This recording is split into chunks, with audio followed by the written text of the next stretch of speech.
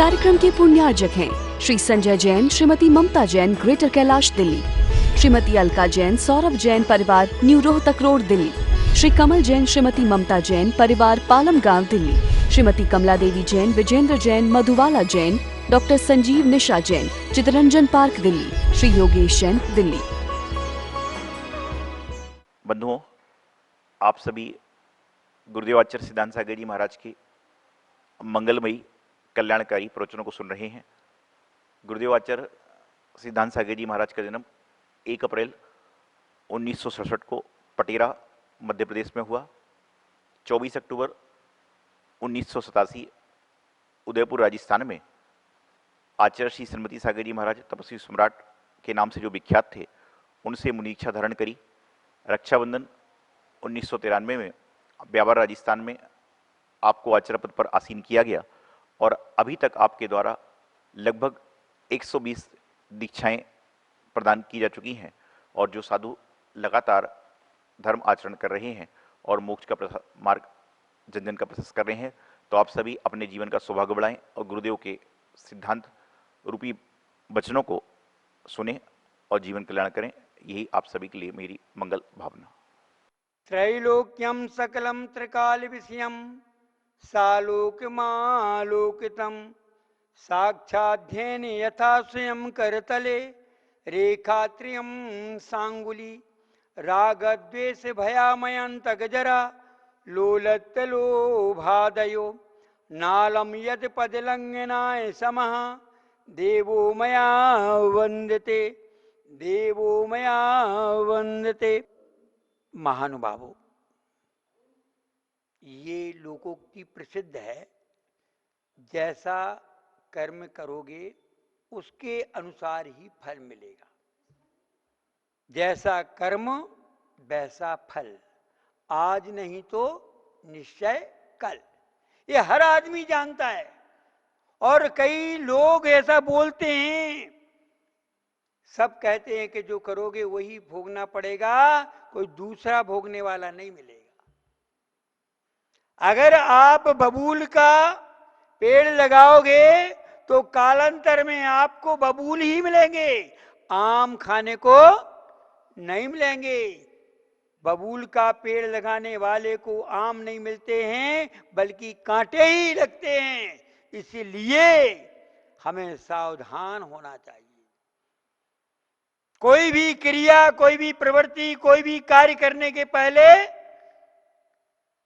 ये विचार करना चाहिए, इसका जो परिणाम आएगा, इसका जो फल आएगा वो हमको ही भोगना है। हमने सब्जी बनाई है, उसमें नमक ज्यादा डाला है, तो कौन को खाना है? वो हमको ही खाना है। उसकी कड़वास हमको ही लगने वाली है।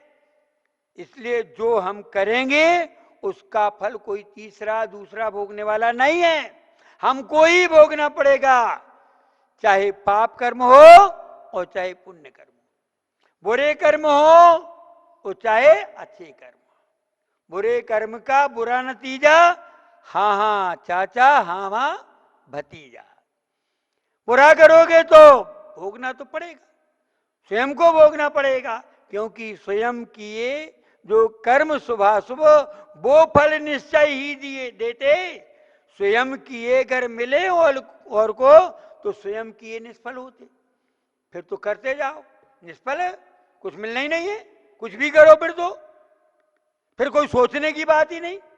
अरे स्वयं का स्वयं को होता है, स्वयं का कर्म स्वयं के पास ही आता है।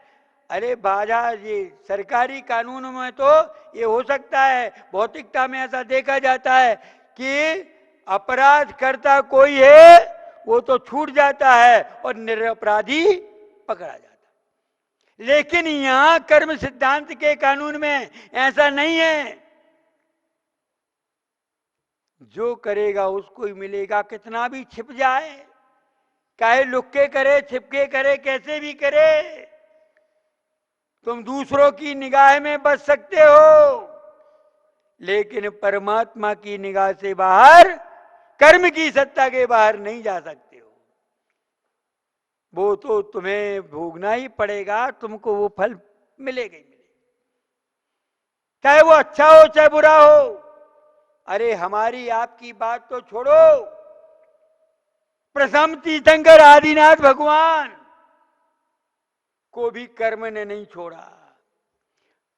23वें तीर्थंकर भगवान पार्श्वनाथ को कर्म ने नहीं छोड़ा, महावीर को कर्म ने नहीं छोड़ा, सुपार्श्वनाथ को कर्म ने नहीं छोड़ा। जब कर्म का उदय आया तो भोगना पड़ा। कहते हैं ना, जे कर्म बड़े बलवान तरत नहीं अटारे, इनसे सब टक्कर मार मार कर हारे।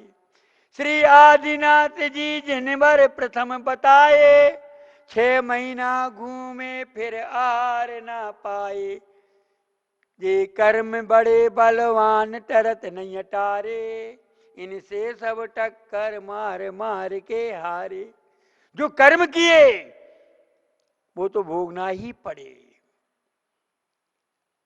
ऐसा नहीं है कि बच जाओ।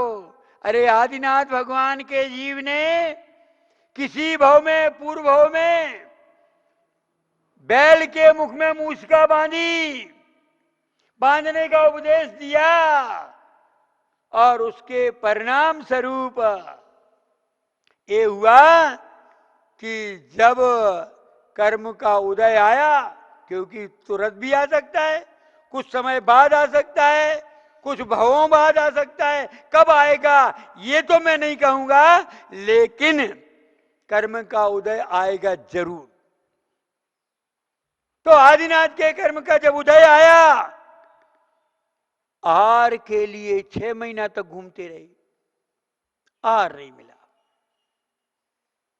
जैसे तुमने उस बैल को मूषका बांधी जिससे वो अनाज नहीं खा पाया, तुम भी घूमते रहो। वो घूमता रहा, बैल खूब घूमा, चक्कर लगाए, लेकिन एक भी दाना पेट में नहीं जा पाया। तो उसका परिणाम, उसका फल यही हुआ कि 6 महीने तक लगातार घूमते रहे। आदिनाथ 6 महीने तक आहार को घूमते रहे, लेकिन कहीं पर भी एक दाना भी उन्हें पेट में नसीब नहीं हुआ। ये कर्म का उदय है।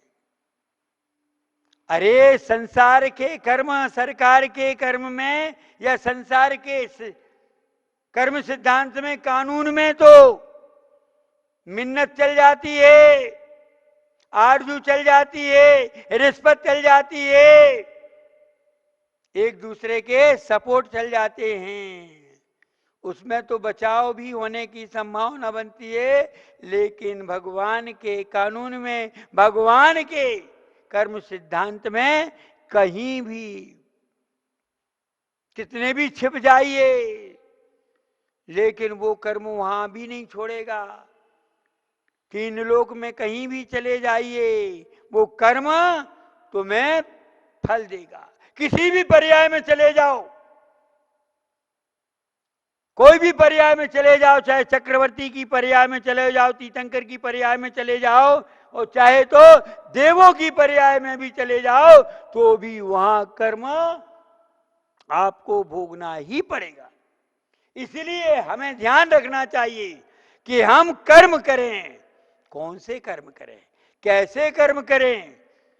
ऐसे कर्म मत करो कि जो कर्म हमें दुखी करें, परेशान करें, भाव भाव में भटकाएं और कष्ट और क्लेश के कारण बने। ऐसे कर्म हमें नहीं करना। कौन से कर्म करना? जो कर्म हमें सद्गति दिलाएं, सद्बुद्धि दिलाएं, सत्य कर्म कराएं और मोक्ष तक पहुंचाएं। बेकर्म हमें करना चाहिए। बेकर्म कौन से हैं जो हमें सद्बुद्धि देते हैं? स्वाध्याय का कर्म सद्बुद्धि देता है, भगवान की पूजा का, सत्संगति, व्रत नियम पालन, ये सब जो है ये सत्कर्म है, अच्छे कर्म हैं। ये सद्गति भी देते हैं, सद्बुद्धि भी देते हैं। और खोटे आचरण जो है, व्यसन हैं, पाप हैं, फैशन है, ये क्या करते हैं, हमें कूदी देते हैं, खोटे रास्ते पर ले जाते हैं। 5-25 के चक्कर में हीरा हेरा गो कंकर में। तो ये जो है कसाय, कसाय की कर्म करोगे, कसाय करोगे तो निश्चित समझ लेना चाहिए कि आपकी दुर्गति निश्चित है। देखो वो मुनिराज थोड़ी सी कसाय कर दी, क्योंकि शिष्य ने 2-3 बार प्रश्न कर लिया, गुरु को आ गया गुस्सा और लेकर के डंडा दौड़े, लेकिन उपट्टा लगा और गिर गए। हुआ ये कि उसी समय काल धर्म को प्राप्त हो गए और चंड को सर्प बन गए। श्वेतांबर समाज में आता उदाहरण। श्वेतांबर साहित्य में कहा कि वो क्रोध करके, और जैसे ही क्रोध का कर्म डंडा लेकर के दौड़े, उपट्टा खा के गिरे, काल धर्म हुआ और वो चंड को सर्प बन गए। देखो कहां साधु की क्षमा का धर्म था, उनका क्षमा कर्म करना चाहिए था, वो क्षमा कर्म ना करके क्रोध का कर्म कर दिया तो दुर्गति हो गई। इसलिए हमें चाहिए कि हम कर्म अच्छे करें। कैसे करें? कर्म शुभ कर्म करें, श्रेष्ठ कर्म करें, प्रशंसनीय कर्म करें, आत्महित के कार्य करें। जो आत्महितकारी कार्य हैं इनको देव पूजा, गुरुपास्ति, स्वाध्याय, संयम, तप और दान के नाम से जानते हैं। और जो कर्म त्यागने योग्य हैं उन कर्मों को हमारे आचार्य कहते हैं जुआ खेलना, मांस मद, बेश्या गमन शिकार, पर रमणी अति रमण, सातों व्यसन निवार। इन 7 कर्मों को बिल्कुल छोड़ देना चाहिए, इनसे तो दूर हो जाना चाहिए। सपने में भी उनका कार्य नहीं करना चाहिए, सपने में भी ये कर्म नहीं पैदा होना चाहिए। और यदि कर्म करना है तो कौन से कर्म करना? भगवान की पूजा, गुरुओं की संगति, देव पूजा, गुरुपास्ति, स्वाध्याय, शास्त्र का अध्ययन करो, स्वाध्याय करो, प्रवचन सुनो, ये सत्कर्म है। संयम लो, तप धारण करो, दान आदि के कर्म करो, दान दो, क्योंकि दान से मान भी बढ़ता है, नाम भी मिलता है और आत्मा भगवान भी बनता है। इसलिए ऐसे कर्म करो कि जो कर्म तुम्हारी आत्मा को उन्नति की ओर ले जाएं, उदारता की ओर ले जाएं, उद्धार की ओर ले जाएं, कल्याण का मार्ग प्रशस्त करें, ऐसे कर्म करना चाहिए। और जो कर्म आपको दुख और दुर्गति में डालने वाले हैं, तुम्हारे लिए पतित और अपावन करने वाले हैं, ऐसे कर्म नहीं करना चाहिए, क्योंकि ऐसे कर्म करने से हमें दुख भोगना पड़ेंगे। क्योंकि कर्म जैसा होता है उसका फल वैसा ही मिलता है। आम का पेड़ लगाओगे तो आम खाने मिलेंगे और बबूल लगाओगे तो बबूल मिलेगा। इसलिए कृत्य को, कार्य को सोच विचार के करना चाहिए। कोई कार्य करो उसके पहले विचार करो, इसका फल क्या होगा। मैं इसको गाली तो दे दूंगा, इसका प्रभाव क्या पड़ेगा बाद में, इसको मैं ऐसा तो बोल दूंगा, इसका परिणाम क्या होगा, इसका बदला क्या मिलेगा, इसको मार तो दूंगा लेकिन इसका बाद में फल क्या होगा। आदि आदि विचार करके कार्य करना चाहिए। बिना विचारे जो करे सो पीछे पछताए, काम बिगाड़े आपनो जग में हो थसाए। इसलिए हमें कोई भी काम बिना विचारे नहीं करना, विचार करो, उसका परिणाम के बारे में सोचो। अगर परिणाम के बारे में सोच लिया जाए तो निश्चित है कि पाप हो ही नहीं सकता।